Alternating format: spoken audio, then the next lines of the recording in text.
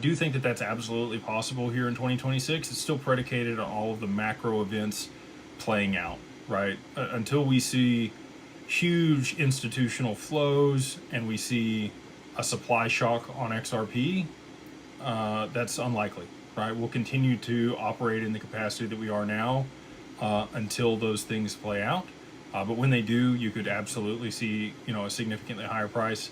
On the $25, Paul Barron kind of like I don't want to say backed me into a corner because I really like Paul, but he kind of chopped the rest of the thesis out and he said, just ETF volume, what do you think we could see?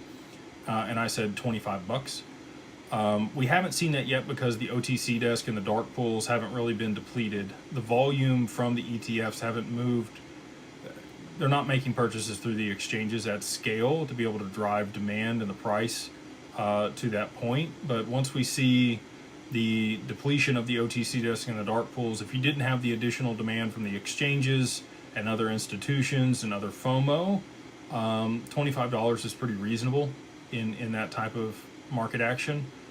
I do think that it'll go substantially higher than that because I think it'll be, kind of an all-at-once deal. The reason I say that is if it's not, you're not going to see the adoption of XRP at scale for the utility that we are all hoping for. I say we, the people that might be invested in that asset, and the reason they might be invested in it, if you don't see that type of institutional demand and that amount of demand all at one time, it's not going to get to the prices required for it to be able to facilitate trade at scale globally. And for it to be adopted as for back-end settlement on the stock market and for FX flows and potentially for SWIFT. There needs to be enough liquidity in the asset for that to take place. And if you don't see, an unreasonable amount of demand on the asset with a constricted supply, you're not going to get that price level.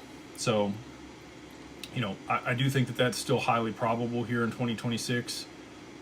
You've got all of the tailwinds to be able to push it there. Conflict in the Middle East, potentially oil rising, huge inflows to FX as people swap back from different currencies to the yen to be able to repay their loans when that unwinds.